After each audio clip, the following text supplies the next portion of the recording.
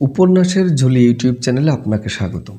চ্যানেলটিতে আমাদের আজকের নিবেদন সুনীল গঙ্গোপাধ্যায় রচিত বিখ্যাত উপন্যাস শেষ দেখা হয়নি। কলকাতা থেকে যে বাসে চড়ে রাঁচি চলে যাওয়া যায় সে সম্পর্কে আমার কোনো ধারণা ছিল না। খুব ছোটবেলায় একবার বাবা মায়ের সঙ্গে রাঁচি বেড়াতে গিয়েছিল। তখন মনে হয়েছিল রাঁচি কত দূরের জায়গা। সারা রাত ধরে চলল ট্রেন। ভোরবেলা মুড়ি জংশনে নেমে শীতে কাঁপতে কাঁপতে ট্রেন বদলে সেই ছোট্ট ট্রেন খেলনা গাড়ির মতন ঘুরে ঘুরে উঠছিল পাহাড়ের গা বেয়ে।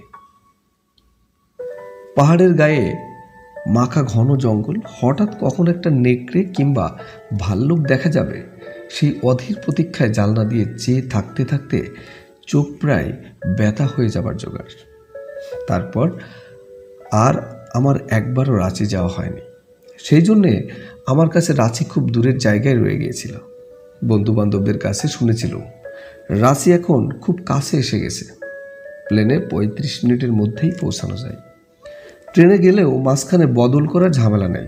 হাওড়া স্টেশনে উঠে ঘুমিয়ে পড়ার পর চোখ মেললেই রাঁচি স্টেশন।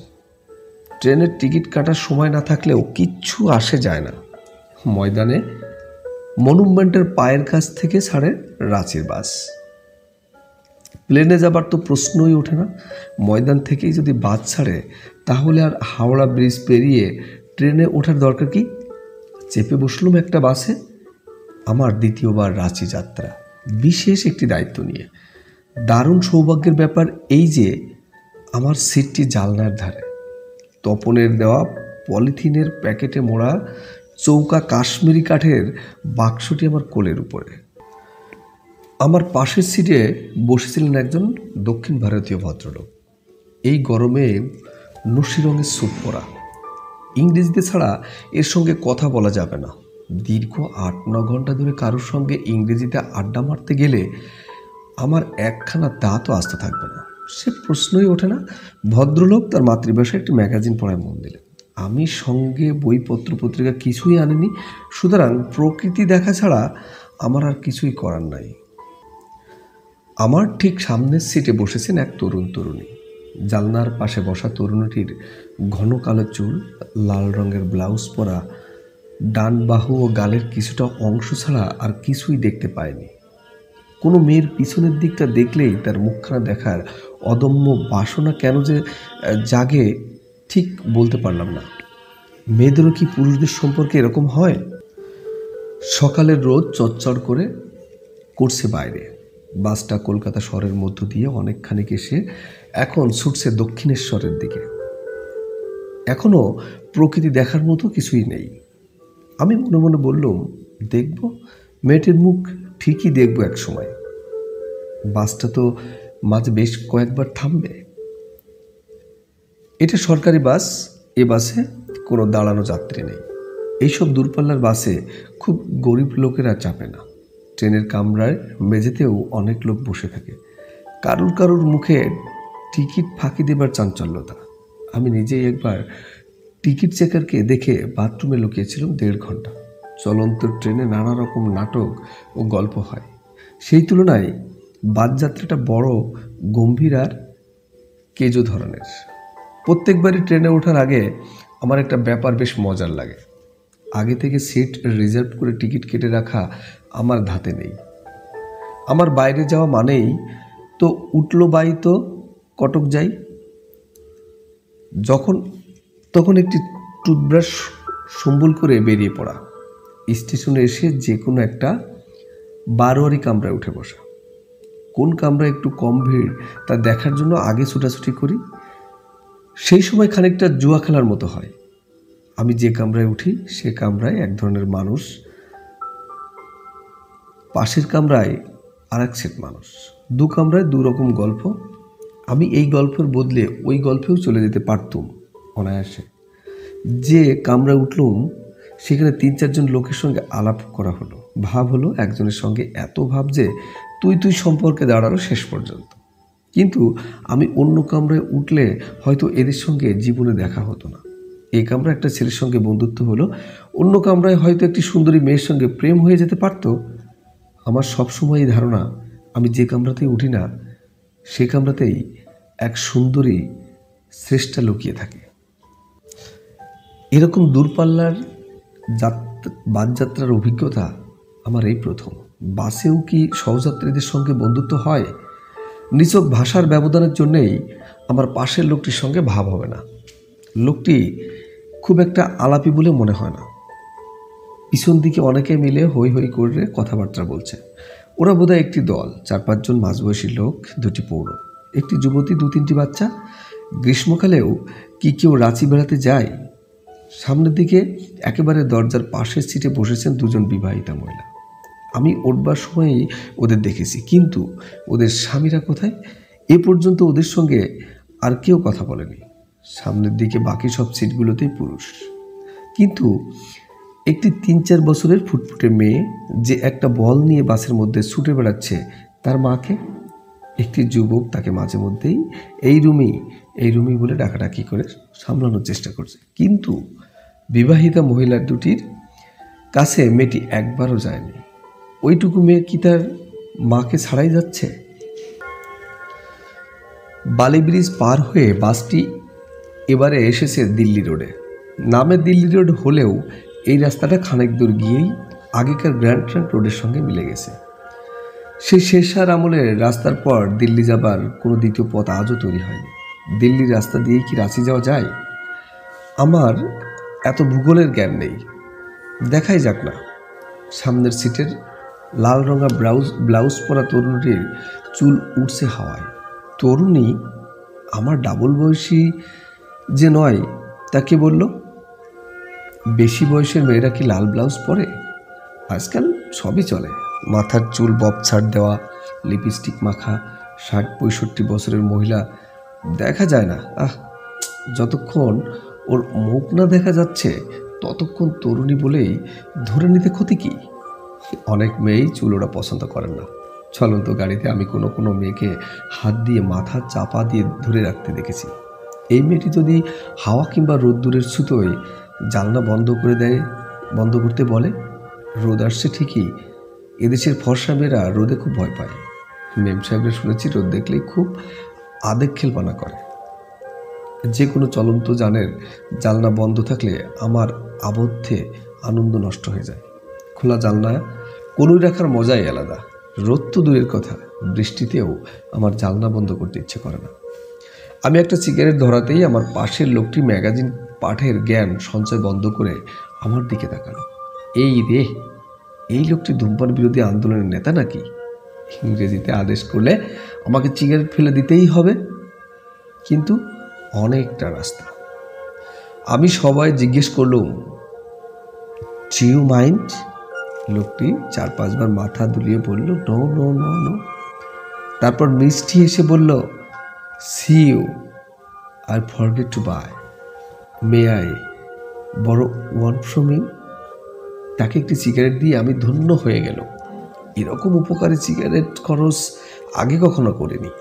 লোকটির নাম এটি শিবরাম কৃষ্ণ। মিলিটারি অডিট অ্যাকাউন্টসে চাকরি করে। অফিসের কাজে রাঁচি যাচ্ছে। সংক্ষিপ্ত পরিচয় বিনিময়ের পর সে আবার পাঠে মন দিল। আমি মনে মনে ভদ্রলোকের বাবাকে খুব তারিফ করলাম। তিনি তার ছেলের নামের সঙ্গে 3-3খানা ঠাকুর দেবতার নাম জড়িয়ে দিয়েছে। আবার সামনে এসে, এটি তার মধ্যেও কোনো ঠাকুর দেবতা আছেন নাকি কে জানে। একটা ব্যাপারে নিশ্চিত হওয়া গেল, এরকম নামের লোক যে বাসের যাত্রী, সে বাসে আর যাই হোক অ্যাক্সিডেন্ট হতে পারে না। বাঁদিকের রো থেকে উঠে এসে একজন লম্বা মতন সাফারি স্যুট পরা লোক আমার সামনের সিটে ধরে ঝুঁকে দাঁড়িয়ে বলল, রমেন, তুমি কোথায় চললে? তখন থেকে ভাবছি ঠিক রমেনের মতো দেখতে, অথচ ঠিক ধরতে পারছি না। আগে কি তুমি চশমা পরতে? লম্বা লোকটির বয়স 50, মাথায় কাঁচা পাকা চুল, চোখে পুরু ফ্রেমের চশমা। সে যাকে রমেন বলে ডাকলো, সে বলল, জীবনদা, আপনাকে দেখতে পাইনি তো।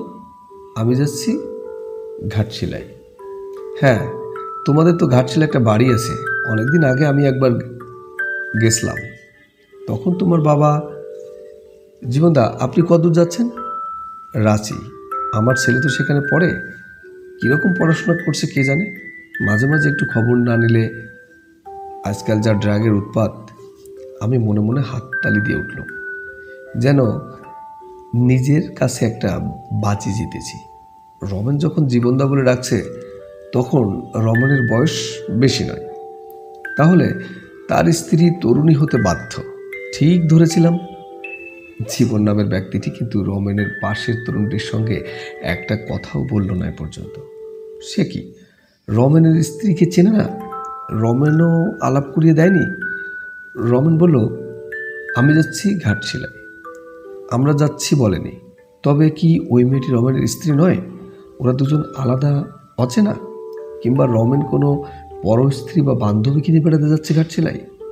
পিতৃবন্ধুকে দেখে লজ্জা পেয়েছে। কত রকম গল্পের সম্ভাবনাই যে সবসময় ছড়িয়ে থাকে খুব কাছাকাছি। লাল ব্লাউজ পরা তরুণীটি পাশের সংলাপ শুনছে না। সে জানলা দিয়ে তাকিয়ে আছে বাইরে, মুখটা আড়াল করতে চায়। বাসটা দিল্লি রোড ছেড়ে বাঁদিকে বেঁকে অন্য একটা রাস্তা ধরল। জীবন বাইরের দিকে তাকালো, এবার বলল, এবারে বোম্বে রোডে পড়বে।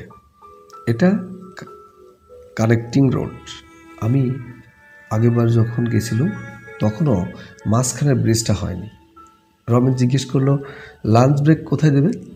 বোধহয় কোলাঘাটে, কিংবা দেউলা বাজারেও হতে পারে।